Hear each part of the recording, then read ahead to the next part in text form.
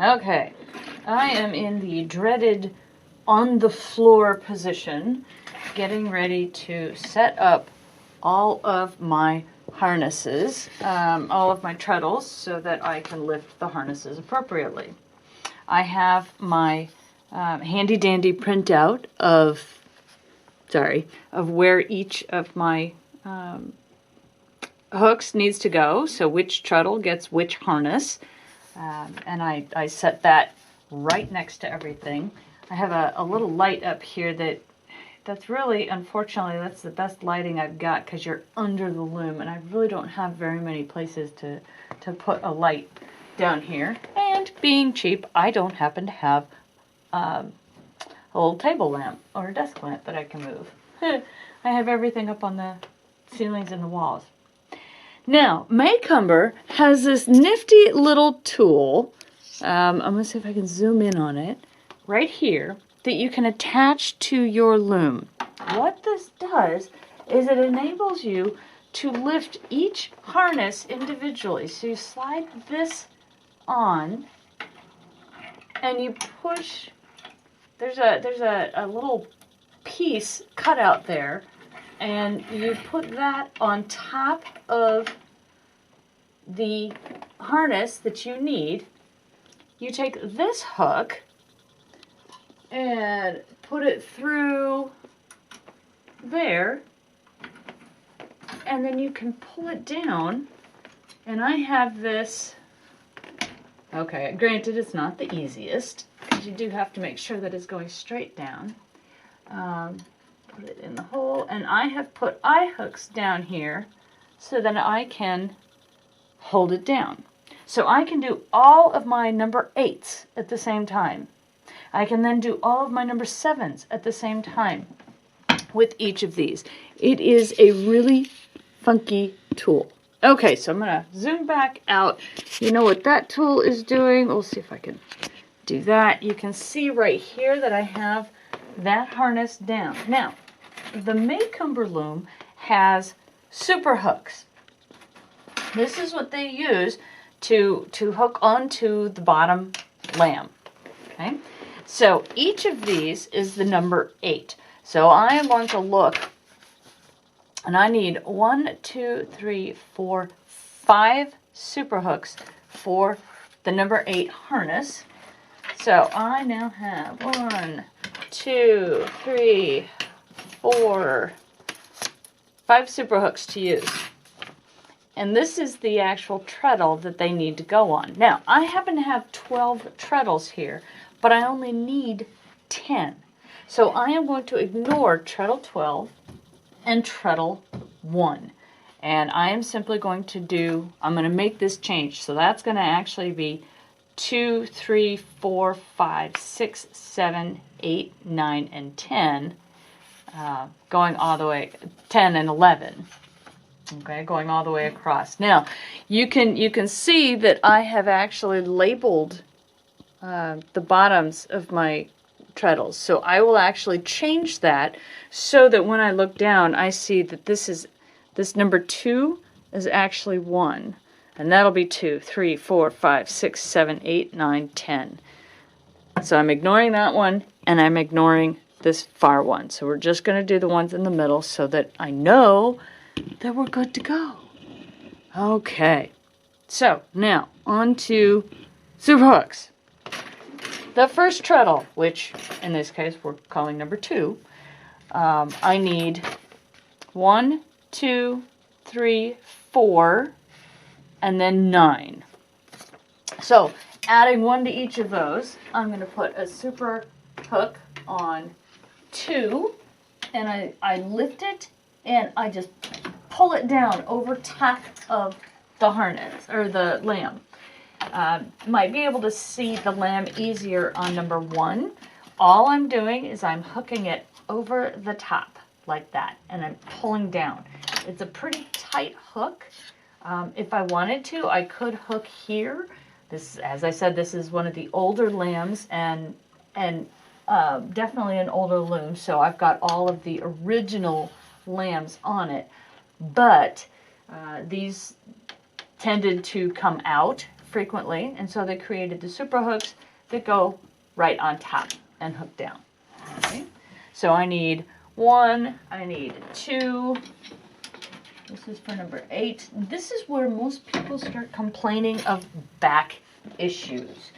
They don't like having to lean down and crawl under their loom, and unfortunately there really isn't, with a large loom like this, there really isn't any good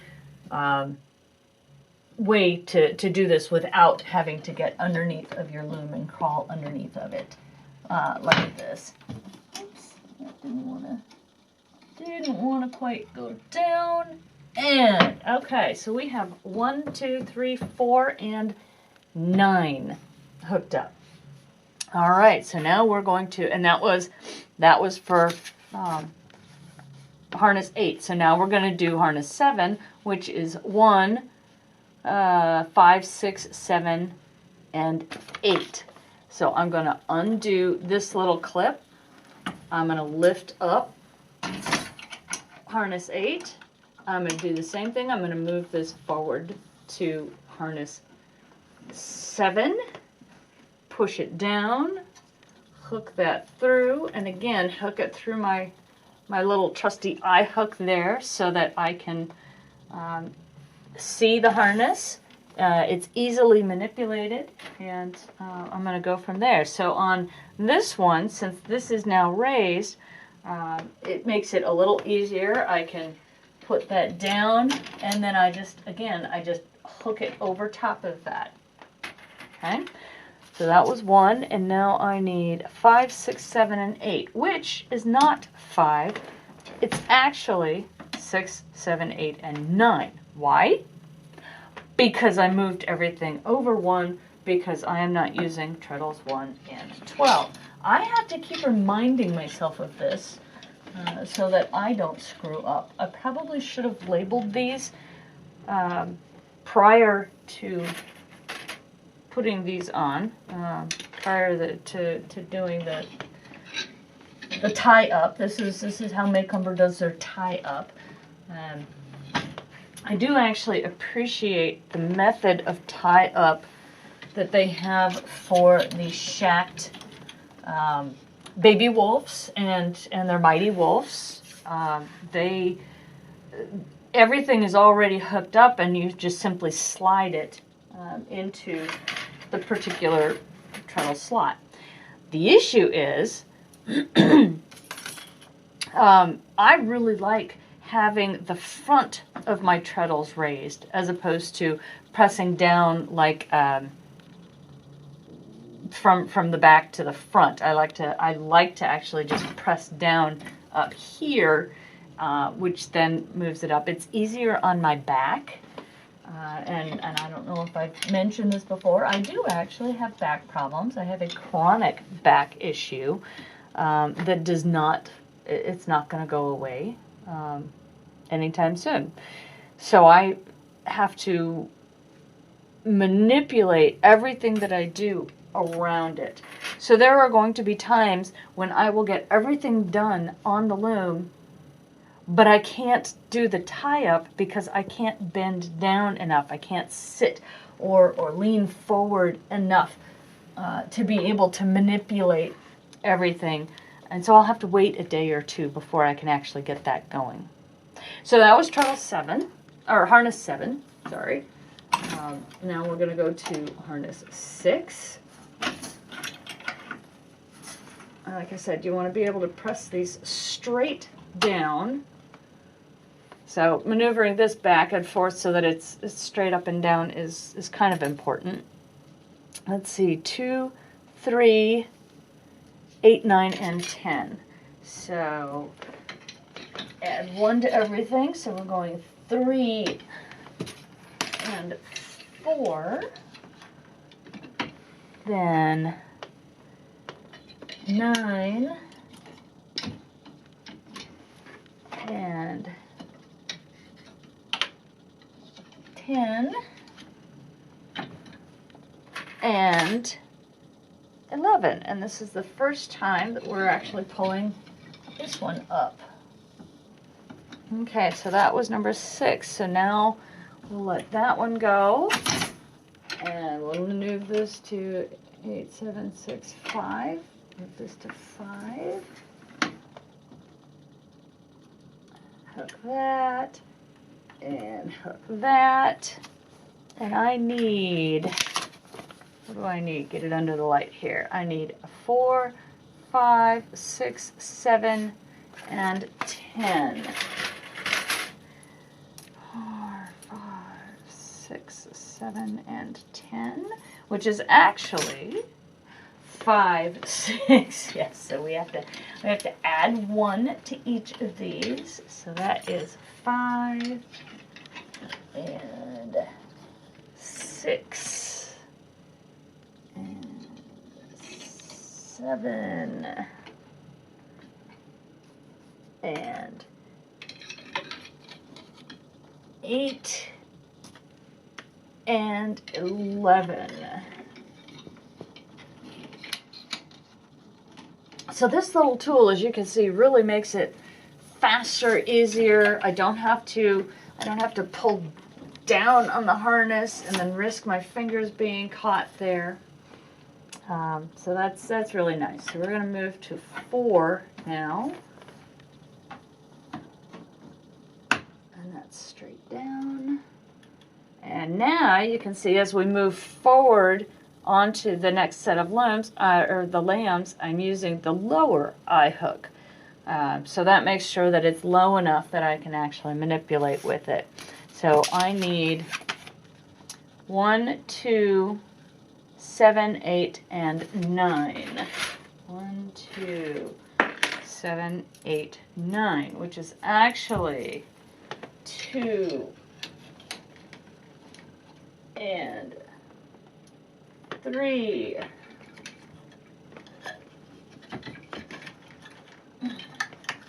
Oh, let go.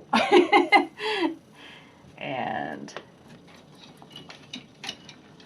8. Whoops, that didn't hook. 8 and 9. And I don't know if you can tell, but I am actually pulling down on these just to make sure that they are hooked good and well on there. I don't want these coming off halfway through a sequence. So, which, you know, they can, if you're going quickly enough, they can bounce off. It does happen, and that is one of the hazards of of weaving, but it is usually not very difficult to deal with. And just reach down and you just put it back on, right? Right, right, she says. Okay, so I need 1, 3, 4, 5, and 6, which adding 1 means 2, down, and 4, and 5, and 6, and 7. You can probably start to see the top of the lambs now that I'm getting closer in. So that'll help you understand a little bit more of what I am doing here. We're almost done. Here's harness 2 coming down now. Coming to a theater near you. And I need 6, 7, 8, 9, and 10. 6, 7, 8, 9, and 10, which we're adding 1 to, so that is 7. Whoops! That came down. Let's try that again. See, I am not perfect in any way, shape, or form. Okay. 8 and 9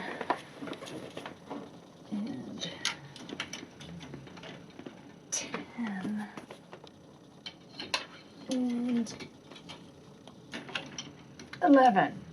Okay, last harness. Here we go.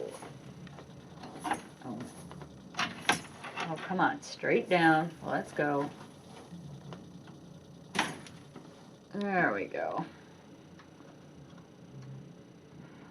If you have an older Macomber, this little tool did not come with the older Macombers. You actually have to call them up and order this tool from them. I don't remember how much it cost, but once I added it to my loom, it was game changer. So if you have a Macomber and you don't have one of these, get one. You will not regret it at all. You do have to do some drilling in the back because there are some screws that you have to screw in. And I put the eye hooks in. Supposedly you should be able to hook this little thing over that, and then it comes all the way down under here.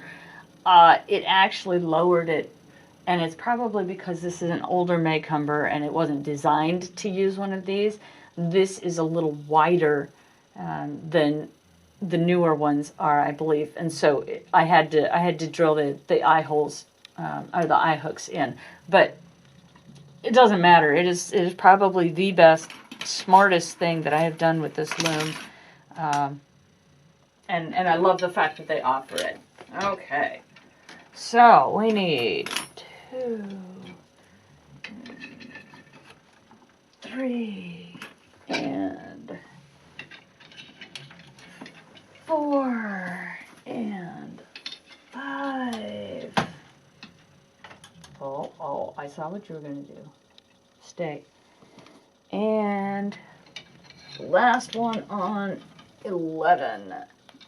Okay. Now you'll notice that they are not completely all the way down, but they are sufficiently hooked on there. The hook goes down all the way down to there. So these should be tight enough and they should stay the entire time. Now I am done hooking them up. This little piece, it just sits right there. It doesn't bother anybody. It doesn't get in the way. It just sits right there and stays the entire time you're weaving. And I put these in my bench so that I don't lose them. I do know some people who will put a little tie over here so that they sit easily, but I just put them in my bench. And now we've got it tied up.